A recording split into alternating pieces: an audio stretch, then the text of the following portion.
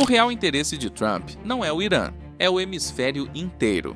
Venezuela tem o dobro do petróleo da Arábia Saudita. O Brasil tem a segunda maior reserva de terras raras do mundo. E Trump já ofereceu ação militar direta contra o narcotráfico brasileiro. Daniel Lopes mostra que o plano é classificar a América do Sul como narcocontinente, o que dá base legal para a intervenção. Enquanto isso, Lula e Trump tiraram foto rindo e a família Bolsonaro ficou no escuro.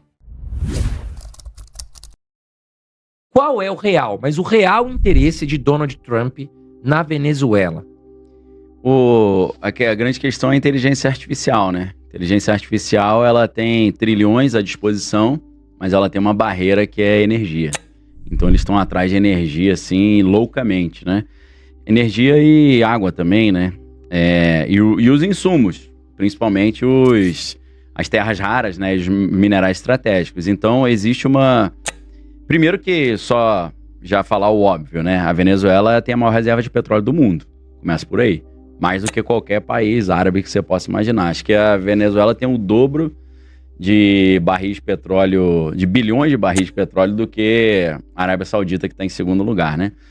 Lembrando também que Trump, quando chegou ao poder, ele inventou aquela história de anexar o Canadá, né? O Canadá é a terceira maior reserva de petróleo do planeta. Então agora você entende por que ele está querendo anexar esses países ou conquistar esses países. Então é claro que o petróleo é um grande incentivo, mas também existem alguns dados que apontam que a Venezuela também tem grandes reservas de terras raras. Principalmente agora que a China, apesar de ter estabelecido recentemente um acordo com os Estados Unidos, a China está restringindo a exportação de terras raras, porque a China tem no seu território a maior reserva de terras raras e também é o país que tem a maior refinaria, maior refino, né? E as terras raras são muito importantes até para fazer ímãs que são usados em aviões de guerra, para fazer também os GPUs das inteligências artificiais, né, os processadores. Então é um insumo fundamental, energia e terras raras. E é isso que ele está buscando ali na Venezuela. É claro que ele tem uma estratégia geopolítica também de frear a influência chinesa e russa naquela região, porque ele está retomando aquela estratégia da doutrina Monroe, né, que é a América para os americanos. Então ele está fazendo uma doutrina Monroe 2.0. Isso aí, acho que assim, resumidamente, acho que o interesse é esse. O real interesse de Trump na Venezuela. A IA tem trilhões, mas esbarra na energia. Venezuela tem a maior reserva de petróleo do mundo, o dobro da Arábia Saudita, e de fácil acesso, não é pré-sal nem xisto. Canadá é a terceira maior. Trump quer anexar ambos. Também há grandes reservas de terras raras, essenciais para GPUs e ímãs militares. Ô Daniel, e se a gente pegar, né? Você falou que a Venezuela ela tem o segundo maior reserva de petróleo do planeta. E é um petróleo de fácil acesso ali? Por exemplo, na Arábia Saudita falam que se você der uma martelada no chão, jorra petróleo. É de fácil acesso. É barato, né? Não é pré-sal, né? Nossa, que é mais difícil. É difícil. E nem é o xisto betuminoso, né? Que é o petróleo Brent também, não. É um petróleo fácil acesso. Ou seja, a Venezuela podia ser hoje uma das maiores potências do mundo. Não, com certeza. Mas assim, não aproveitam, né? Olhando assim com mais frieza, um país com uma quantidade dessa de recursos naturais, trilhões, não vai ter uma vida fácil nunca, porque sempre as potências vão estar querendo sugar esses recursos. Então, para todos os países que querem sugar os recursos da Venezuela, é ótimo ela estar sempre em crise, né? Porque a China, por exemplo, chega para a Venezuela e fala, vocês estão precisando de dinheiro, né? Não, até estou precisando de dinheiro, mas não vou ter como te pagar. A China fala, não tem problema nenhum, me paga em petróleo. Aí, dinheiro, né? Então, acabou, né? Você compra o petróleo a preço de banana, pô. Exatamente. Entendeu? Então, o macete é esse. O que eu tenho percebido é que, por exemplo, o Trump, ele tá... Esse negócio da Venezuela não para um segundo, né? Em relação a narcotráfico. Mas o que eu percebi... Que o Lula também teve essa aproximação, eles tiveram essa aproximação, não sei como ficou essa última conversa, porque cada hora Trump fala uma coisa, mas eu percebi que o Lula também, em contrapartida, não está se envolvendo muito naquela questão do Maduro ali da Venezuela. Por quê? Primeiro que eles já tinham brigado, né? Houve uma deterioração brava das relações entre eles, inclusive o Lula e o Maduro. Brigaram? Quando o Maduro foi eleito, o Brasil não reconheceu a eleição, falou que tinha que ter auditoria. Aí o Maduro começou a falar que o Lula era agente da CIA, disfarçado. Nossa. Começou um bate-boca terrível. Então eles já estavam com a amizade meio estremecida, né? Não sei com qual interesse. Aí é especulação total. E então agora, depois desse encontro com o Trump lá na Malásia, que eles tiraram foto rindo, né? Ele já tinha falado que tinha conversado com o Trump, aí o jornalista perguntou, e aí, teve química? Ele falou, química não, foi uma indústria petroquímica, foi maravilhoso e tal. Então parece que eles estão, né? O Trump e o Lula estão numa lua de mel aí, estão super felizes, e eu acho que o combinado ali deve ser, olha, eu vou precisar pegar alguns materiais ali na Venezuela, se você puder não me atrapalhar, eu agradeço. Exato, é tipo assim, ó, fica quietinho, isso. A gente faz as amizades aqui, eu e você, mas a gente deixa o terceiro ali de lado, né? E isso está sendo um exemplo para toda a América do Sul, né? Aí, pessoal, olha o que acontece com quem não aceita nossas condições. A gente arrebenta. Daniel lê a cena. Lula e Trump na Malásia tiraram foto rindo. Lula disse que não foi química, foi indústria petroquímica. O acordo implícito não atrapalha a Venezuela e libere minerais. Em troca, tarifas e sanções caem. Eduardo Bolsonaro apostou tudo num Trump volátil e perdeu. A família inteira ficou pianinha nas últimas semanas. Você acha que o Trump tem algum projeto pro Brasil? Ou qual é o real interesse do Trump no Brasil? É o mesmo com a Venezuela, energia e terras raras. E o Lula sabe disso, nada bobo. Eleições chegando, sim, deve ter colocado isso na mesa em pauta, né? O Trump falou isso claramente. Ele falou, tá numa época muito boa pra gente negociar essas tarifas e sanções impostas contra o Brasil, pra gente negociar um acordo de minerais, né, quem sabe. E o Trump claramente chutou o Bolsonaro, né, Daniel?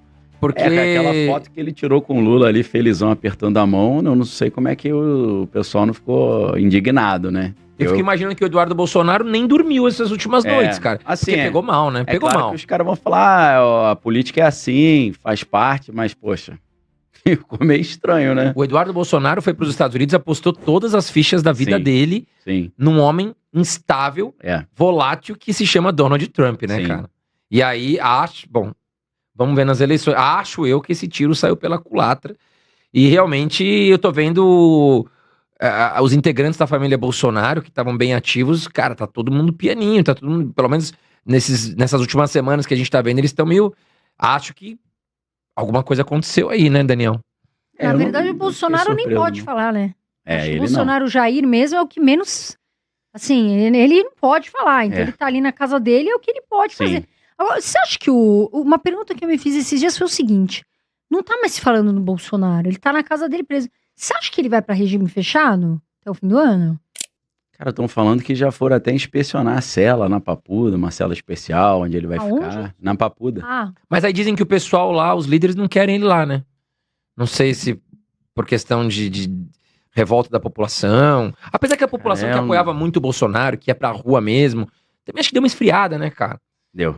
Né, Apesar de que houve manifestações aí na Paulista que deu um número bem razoável de pessoas, mas isso, eu acho que o destino do Bolsonaro vai depender das negociações que o Trump está fazendo. Porque se ele não conseguir ter um acordo favorável com o atual governo, ele vai começar a favorecer a oposição, né? Então eu estou tentando entender essa leitura, porque eu creio que tudo que acontece agora está voltado ou tem alguma relação com as disputas do ano que vem, né, de 2026. Então, o que eu creio é que a pauta principal será a segurança pública. Eles vão tentar, o Tarcísio já falou isso, né, que vai ser a pauta principal.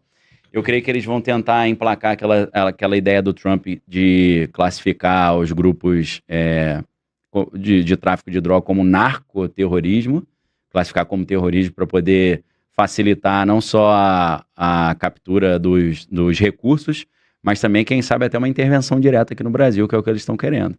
O Trump já ofereceu isso para o governo brasileiro, eles não aceitaram, porque eles ficaram com medo dos Estados Unidos ter muito acesso a atropelar nossa administração aqui, né? Mas Daniel prevê. A pauta principal de 2026 será a segurança pública. Tarcísio já confirmou. A jogada é classificar PCC e Comando Vermelho como narcoterrorismo, lei mais severa, crime hediondo e abre porta para intervenção internacional. Trump já ofereceu ação militar direta ao Brasil, que recusou por medo de perder soberania. Você sabe que uma coisa a gente tem que falar. O Lula, ele é muito articulador, ele é muito político. Ele, assim, ele para mim tá entre os melhores comunicadores que a gente tem. Porque, assim, ele ficou quieto nessa situação, mexeu ali, mexeu aqui, no Brasil mostrou que não ia baixar ali pela soberania. Agora foi lá, deu a mão pro Trump, conversa com o presidente da China. Então o Lula pode ser o que for, assim, tem gente que gosta, gente que não gosta, não tô nem abrindo aqui pra isso, tá, gente? Pra ideologia e tal, pra quem gosta, não gosta. Mas ele tem que falar, o Lula, ele merece um troféu de bom comunicador. Tem que saber jogar o jogo, né? O jogo tem que ter uma ginga, né? Exatamente. Você não pode ser... você vê como é que são as coisas, né? O Trump mesmo. O Trump, ele tem uma arte da negociação, inclusive é o nome do livro dele. Então, o que ele faz? Ele chega arrepiando, coloca o oponente numa situação super desfavorável, porque ele já chegou colocando 50% de tarifa em cima do Brasil, sanções, investigação comercial lá da seção 301, que é pesadíssimo. E aí, quando o Brasil já estava numa situação, caramba, se ele aumentar mais do que 50%, ele te quebra e tal, ficou contra a parede, ele chega lá com uma condição de um acordo favorável a ele muito melhor, né? E ele usa a mídia também para controlar a narrativa dentro da mídia, né? Ele faz aquelas manifestações espalhafatosas dele. Então, assim como o Trump tem o jogo da negociação, a arte da negociação, o Lula tem também, né? Se você tá curtindo assistir esse vídeo, então já deixa seu like e se inscreve no canal para não perder nenhum vídeo sobre esse caso, que ainda tem muito o que ser explicado. Eu acho que muitas das brigas que nós vemos midiaticamente é muito briga de comadre também. Daniel, você falou sobre a questão de classificar o PCC e o Comando Vermelho como narcotráfico, né? Como terrorismo. Como terrorismo. O que muda isso na investigação, punição? Qual é não sei se a palavra é vantagem, mas o que muda? Sobe um grau de... São duas leis. Tem a lei do crime organizado e tem a lei do terrorismo. A lei do terrorismo é muito mais severa, classifica como crime hediondo. Você já tem um rito sumário ali, algumas garantias legais que o acusado tem, ele perde. E, nesse caso, se um grupo dentro do Brasil for reconhecido pelo governo brasileiro como terrorista, aí nações internacionais podem começar a dar pitaco e fazer ações diretas contra o Brasil, alegando que o terrorismo aqui está afetando eles na sua terra natal. Ou seja, os Estados Unidos poderia começar a fazer... Vir com a aeronave e jogar uma bomba lá no meio da favela. Isso já é um acordo... Isso poderia acontecer normalmente. Como e o Brasil não... É o tratado da ONU, alguma coisa assim? O Brasil não achou interessante porque o argumento a lei de terrorismo diz que tem que ter uma motivação ideológica ou religiosa, não apenas comercial, porque o crime organizado quer ganhar dinheiro com o tráfico. Então o argumento eles não têm um projeto de poder ideológico, eles só querem ganhar dinheiro. Só que quando você ataca uma delegacia, ou você explode um prédio público, ou você ataca um representante do Estado, você está lutando contra a ordem social vigente, né? Você vira um inimigo do Estado. Então, é uma definição um pouco frágil, né? O que os Estados Unidos vieram fazer aqui no Brasil recentemente, alguns meses atrás, eles tentaram negociar para, em vez de classificar os grupos de tráfico como terroristas, já que o Brasil não queria fazer isso, fazer mudanças na lei do crime organizado, incorporando alguns aspectos da lei do terrorismo dentro da lei do crime organizado, mas o Brasil também não aceitou. A diferença legal é crucial. Crime organizado tem motivação comercial, terrorismo tem motivação ideológica. Brasil argumenta que tráfico quer dinheiro, não poder político. Mas quando atacam delegacias e explodem prédios, a definição fica frágil. Estados Unidos tentaram negociar mudanças na lei brasileira. Brasil recusou para proteger soberania. Se a gente pegar, Daniel, o que aconteceu aí nas últimas semanas, com a invasão, né, do comando especial ali, do batalhão especial, sim. Do BOP, encurralando e cumprindo 100 mandados de prisão, né, morreram mais de 100 pessoas, muitas outras foram presas. Mas qual a reflexão que a gente tira de tudo isso, Daniel? O Brasil hoje é um narco-estado, a gente está na mão do crime organizado, essa ação policial, na sua visão, conseguiu conquistar o objetivo que foi proposto? O que você tira de reflexão dessa situação que, assim, foi falado durante dias e dias e dias aqui no Brasil? Ainda sim. Olha só, eu vou exagerar um pouco aqui, mas se você quiser o fundamento, a minha opinião, o mundo inteiro é comandado pelo crime organizado, né? Não é só o Rio de Janeiro, não é só São Paulo, nem o Brasil. Os Estados Unidos também. Você pode ter certeza absoluta, né? Porque as agências de inteligência, por exemplo, a CIA, né? Que é uma evolução natural da OSS, que é a agência de inteligência que os Estados Unidos criaram durante a Segunda Guerra Mundial, com a ajuda do MI6, que é a agência de inteligência britânica, eles, desde o início, trabalharam lado a lado com a máfia.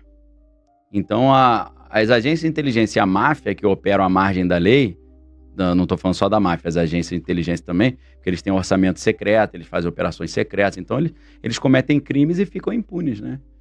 Você pegar um livro recente de um cara chamado Seth Harp, que não tem em português, traduzindo para português, o cartel do Fort Bragg.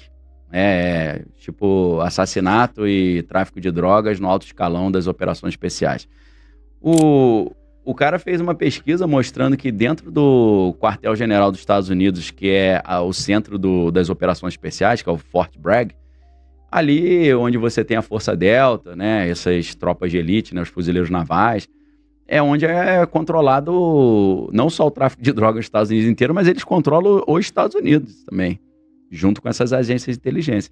Então, assim, é claro que essa operação não resolveu nada, pelo menos para trazer mais segurança pública ou para acabar com o tráfico, resolveu outras coisas, né? Talvez tirar uma concorrência de cena, né? Daniel cita o livro de Seth Harp, The Fort Bragg Cartel, Viking 2025, best-seller do NYT, que expõe tráfico de drogas dentro da Delta Force e forças especiais. 14 soldados de Fort Bragg presos ou mortos por narcotráfico em 5 anos. Harp provou que o cartel Los Zetas foi criado por programa conjunto entre Estados Unidos e México. Favorecer um outro grupo que está mais organizado, porque você tem o crime desorganizado e tem o crime organizado, né? Então, Comando Vermelho seria desorganizado? É considerado mais desorganizado, porque é mais fracionado, né? Tem núcleos, né? E não tem um comando nacional e tal. Mas o que é interessante é ver que o governador do Rio, 8 meses atrás, ele mandou um pedido de ajuda aos Estados Unidos. E o pedido de ajuda dizia o seguinte, o Comando Vermelho no Rio de Janeiro, eles ganharam um tamanho tal que eles agora estão começando a fazer operações nos Estados Unidos. Então ele falou, eles estão fazendo operações aqui me atrapalhando e estão fazendo aí também. Tem como você vir aqui ajudar? Então, a gente pode até conectar isso que aconteceu no Rio com algum tipo de interesse norte-americano também. Porque se você pega o site da Embaixada Americana no Rio de Janeiro, você vai ver que eles atuam na área social e atuam na área de segurança pública também. Então, a Embaixada Americana no Rio de Janeiro tem vínculo com o setor da segurança. Inclusive, um dos embaixadores ganhou prêmio da Polícia Civil e tal, porque eles ali, não de forma explícita, atuam também nessa questão da segurança. Mas, tentando fazer uma leitura mais madura, assim, mais fora do comum, eu acho que o mundo inteiro é comandado pelo crime organizado. Ô Daniel, mas você acha que os Estados Unidos, de certa forma, colocaram o dedinho nessa operação que foi feita no Acho que sim, no Rio de Janeiro? Pediram ajuda, né? De certa forma, uma inteligência ali, algum serviço de... Sabe qual é o interesse óbvio que eu vejo? Esse negócio do o Rio de Janeiro ser comandado pelo narcotráfico, isso ganha repercussão internacional, o mundo começa a olhar não mais como narcotráfico, mas como narcoterrorismo, e aí o Donald Trump ele consegue avançar esse projeto dele de dizer que a América do Sul inteira não é que é um narco-estado ou narcoterrorista, é um narcocontinente. O governador do RJ pediu ajuda aos Estados Unidos 8 meses antes da operação do BOP, alegando que o Comando Vermelho já fazia operações em solo americano. A Embaixada dos Estados Unidos no RJ atua em segurança pública e tem vínculo com a polícia. Daniel conecta. O caos no Rio ganha repercussão internacional e reforça o argumento de narcocontinente de Trump. Esse é o argumento dele. Se eles são um estado narcoterrorista, um estado comandado por terroristas, o Trump, tem o direito de ir lá e jogar uma bomba e depois aproveitar e falar, já que eu te ajudei na segurança pública, libera aí umas terras raras aí pra mim aí. Agora você... O objetivo é esse. Você citou que poderia ser um interesse de tirar ali o pessoal da área pra limpar, talvez um PCC entrar ali e comandar a parada. É uma possibilidade, eu acho. Daniel revela a jogada. Trump quer classificar a América do Sul inteira como narcocontinente. Se os grupos são terroristas, os Estados Unidos têm base legal para ação militar direta, jogar bomba na favela e depois cobrar terras raras em troca. É o mesmo padrão da Venezuela. Ajudo na segurança e você libera os recursos naturais. E você acha que o STF, por estar fazendo cobranças veementes ali em cima do governo do Rio de Janeiro, inclusive o Cláudio Castro, que é o governador, algumas investigações sobre ele estão aceleradas, digamos assim, né? Você acha que isso tem a ver com politicagem também? Eu acho que eles têm que fazer alguma coisa, né? É impossível. Vou dar um exemplo. Eles não podem ignorar um fato desse. Quando a Israel atacou o Irã mandou um recado por um back channel, que chama, né? Um canal de comunicação oculto. E eles falaram, olha, vocês me atacaram. Eu não tô querendo te atacar de volta, porque vai dar polêmica, isso vai escalar. Então vou fazer o seguinte, mas eu não quero atacar, mas eu preciso dar uma resposta para a opinião pública aqui iraniana. Então eu vou fingir que eu vou te atacar, vou jogar míssil só no deserto, tudo bem? A Israel falou, tudo bem. Ou seja, assim como o Irã não podia fingir que não aconteceu nada, a justiça também não pode olhar e falar, fica à vontade aí, faz o que você quiser. Eles têm que dar um parecer até como uma resposta para a opinião pública. Então acho que isso aconteceria de qualquer forma, independente se tem algum outro tipo de interesse. Tem que dar um parecer, principalmente condenando, né? Opa, também não é assim, vocês mataram mais de 100 pessoas, né? Corpos espalhados pela floresta. Como é que foi organizado isso, hein? Nem que seja para mostrar serviço, entendeu? Tem que dar um parecer. Daniel revela o teatro geopolítico. Quando Israel atacou o Irã mandou mensagem por canal secreto dizendo que precisava dar resposta à opinião pública, mas não queria escalar. Combinaram mísseis no deserto. Israel aceitou. É o mesmo princípio do STF sobre o Rio. Precisa dar parecer para mostrar serviço à opinião pública. Mas eles estavam até falando de cassação, né? Eu sei, eu acredito que pode ser, até pela questão da gente saber do STF. Que assim, né? Tomar cuidado com isso que eu vou falar. A gente sabe que tem muito político ali que tem interesse nessa parte do tráfico, né? Muitos. E a gente sabe de alto escalão. Então... No mundo inteiro. Né? Mas assim, ficando um pouco no Brasil, a gente sabe que tem os chefões que estão bem ali em cima e tá na cara. O cara que é esperto, em vez dele ficar trocando tiro, ele vai se infiltrar na máquina do Estado. Exatamente, né? Que foi o que aconteceu aqui. Que aí você faz paz e amor, meu irmão. Você faz seu trabalho aqui, eu faço aqui, sem derramamento de sangue. Tu não me atrapalha, eu não te atrapalho. Aqui foi um trabalho. Eu sou... Gente, só assim... Eu tô aqui tô falando isso aqui do Rio, que aconteceu, a minha opinião é que, sim, a gente tem que ter uma... Eu não sou contra o que foi feito lá, né? Cada um tem uma opinião, eu não sou contra, eu acho que eles fizeram um trabalho que tinha que fazer. Infelizmente, triste falar, né, Daniel? Porque, assim, é aquela família que entra ali, aquela filha que, você tem que tirar da favela, porque o outro cara do tráfico quer, não sei o quê. Então, fora os policiais que morreram também, né? Fora os policiais. E fora os que saíram aí machucados, né? Sim. Então até quero dar parabéns pro BOP, enfim, eu tenho essa opinião.